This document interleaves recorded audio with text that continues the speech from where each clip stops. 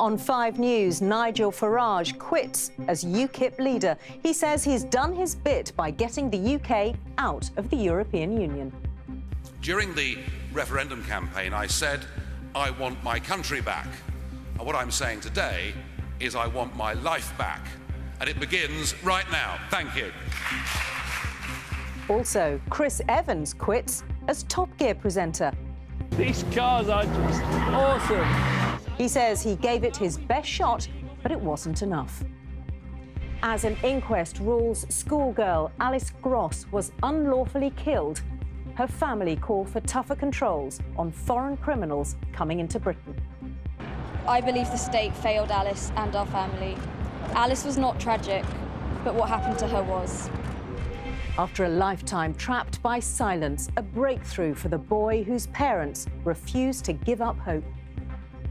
To be able to talk to him properly, ask him anything, and for him to be able to talk to us back for the first time, age 9, to talk to your son. It was beautiful.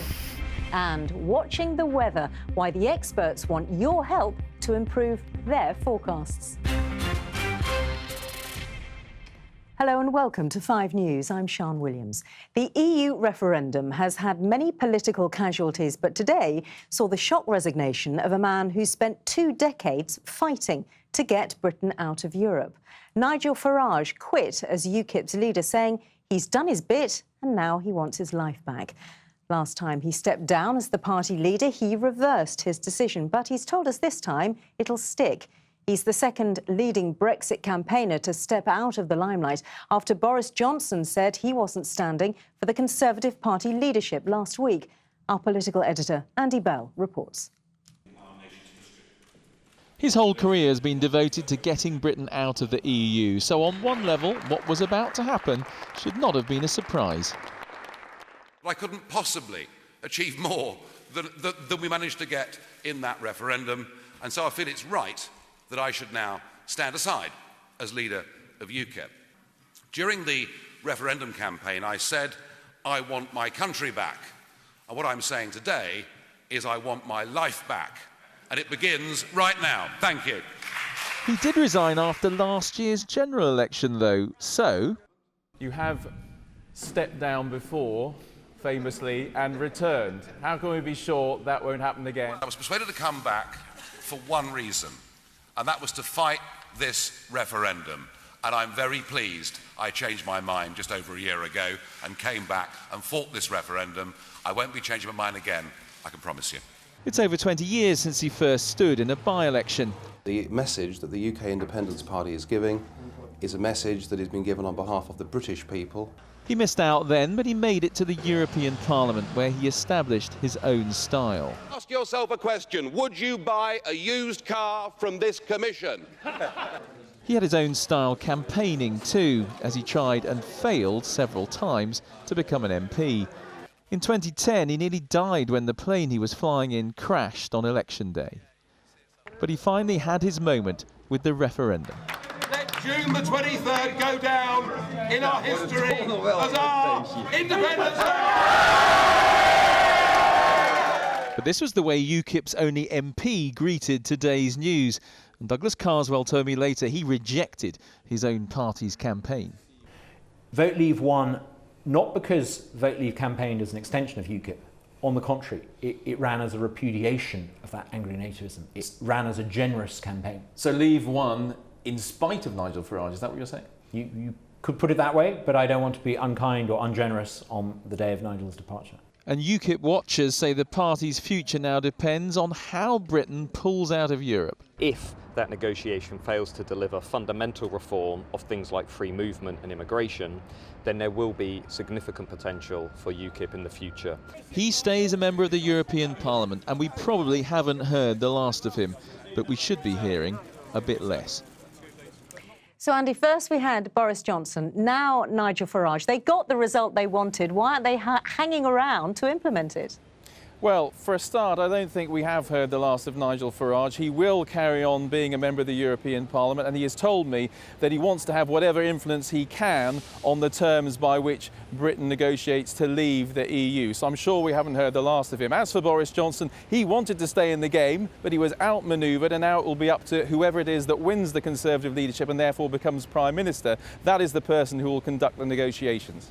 Meantime, let's turn to the Conservative leadership. The MPs get to start voting on their next leader tomorrow. A dark horse emerging. Yes, Andrea Leadsom, aged 53, 20 years experience in the city. The Energy Minister became very prominent as a campaigner for the Leave side during the referendum campaign. This is the way she made her pitch today to be the leader. It was a big decision to put myself forward to lead our country. One that was driven by my absolute conviction that our future and that of our children and grandchildren will be so much better outside the European Union. Andrea Leadsom wants to come through as the champion of those who always campaign to leave the EU during this referendum campaign, as opposed to Theresa May, the front runner at the moment, who was always on the Remain side. She never campaigned very hard, it has to be said, but she was on the Remain side. So we go into the first ballot of Conservative MPs tomorrow when they start whittling down the number of candidates. Andy, thank you. George Osborne has announced plans to slash corporation tax to encourage businesses to continue investing in the UK post-Brexit. The Chancellor is planning to reduce the rate to below 15%. That's some 5% lower than its current rate. That will give the UK the lowest corporation tax of any major economy. Jeremy Corbyn has hit back at rebel Labour MPs calling for him to resign. The Labour leader urged party members to unite against the Conservatives and insists it's his responsibility to carry on as leader. Now, if you're struggling to keep up with all the resignations from politics, here's one from the world of entertainment. Chris Evans is standing down as host of BBC Two's Top Gear, saying he'd given it his best shot, but sometimes that's not enough.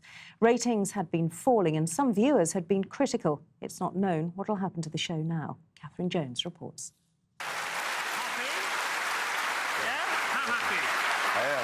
I'm in my happy place. You're in your happy place. Last night, the final episode of the latest series of Top Gear aired. The first series fronted by Chris Evans, and now we learn the only one he'll appear in. To actually drive. This afternoon, the presenter announced via Twitter, stepping down from Top Gear. Gave it my best shot, but sometimes that's not enough. The team are beyond brilliant, he added. I wish them all the best.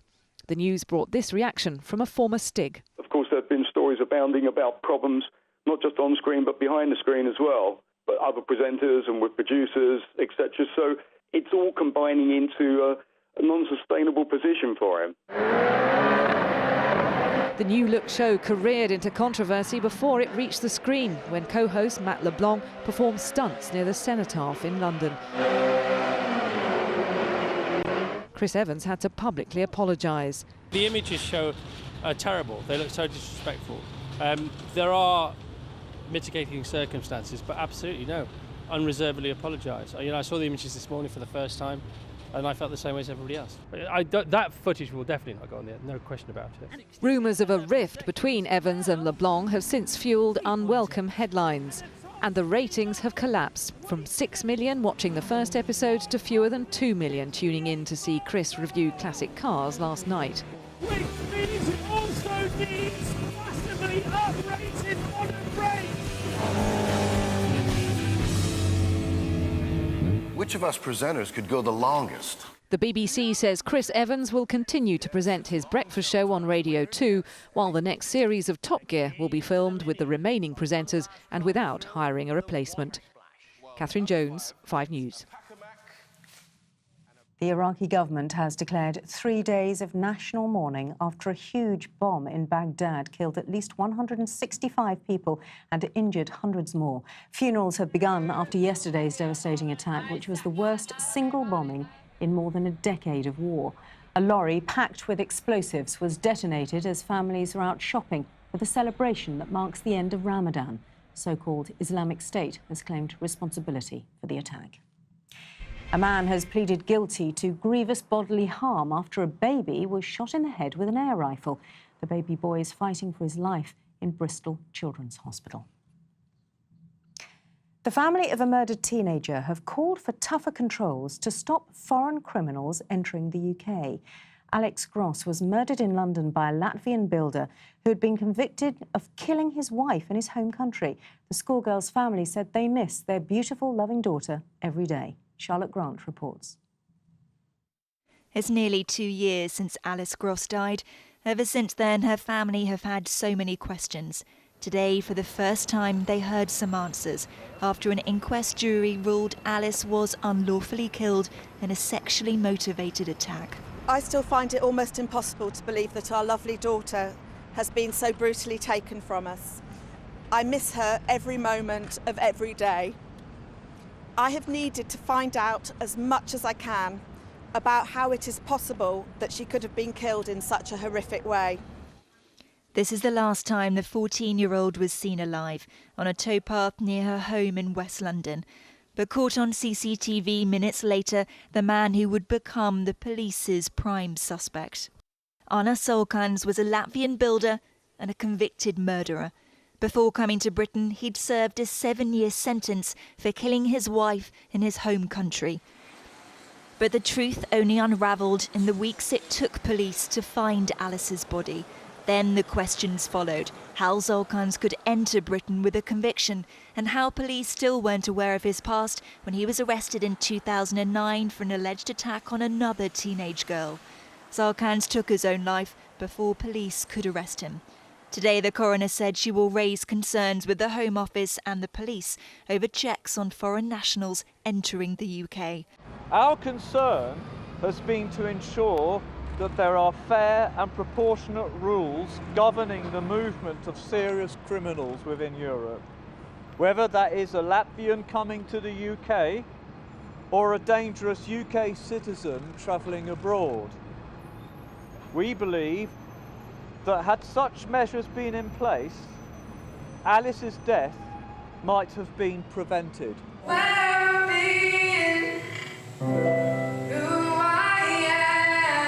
The coroner described Alice as hugely talented.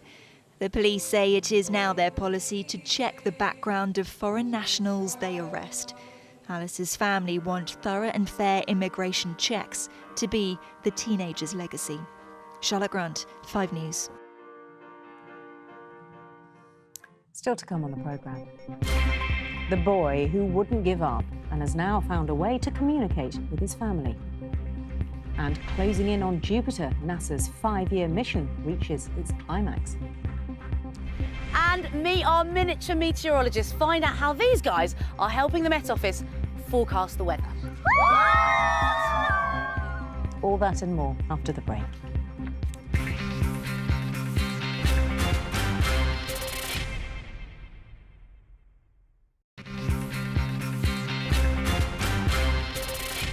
Welcome back. You're watching 5 News. Now, a story of hope and joy for a 10-year-old whose life has been trapped in silence.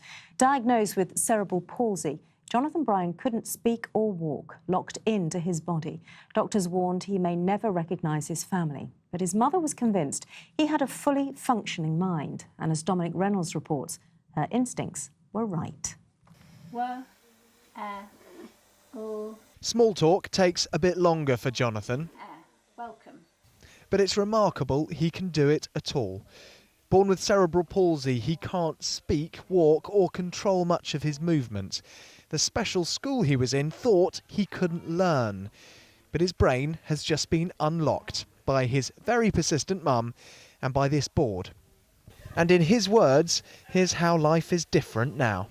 Before I was like a bird in a cage, but now I am free and fly in the open air. Worth waiting for, that answer. Jonathan spells out words letter by letter using the thing he can control best, his eyes. And that's meant that a boy teachers thought would never be able to read now writes his own blog. As well as poems, there's a petition on it. He knows his time left is limited. He wants schools to aim higher for people like him. What are your plans for the life ahead of you? I would, but before I leave, I would like to hear my petition discussed in Parliament. All these plans would still be locked inside his head if his mum hadn't taught Jonathan to read by herself. His official diagnosis was profound and multiple learning difficulties. She defied it, and she thinks other mums should too. Not to be inhibited and held back by this label, or by any label. It's not just PMLD that I think you hear people saying a child's too something or other to be able to read, too autistic, too this, too that, too the other. And actually I think we need to be more ambitious for these children and really, really try to help them to read and write. It's transformational for him. Jonathan now goes to a mainstream school and his reading age is ahead of most of his classmates. He's living a life which was once out of his reach. But Jonathan put it better. He's flying. Dominic Reynolds, 5 News.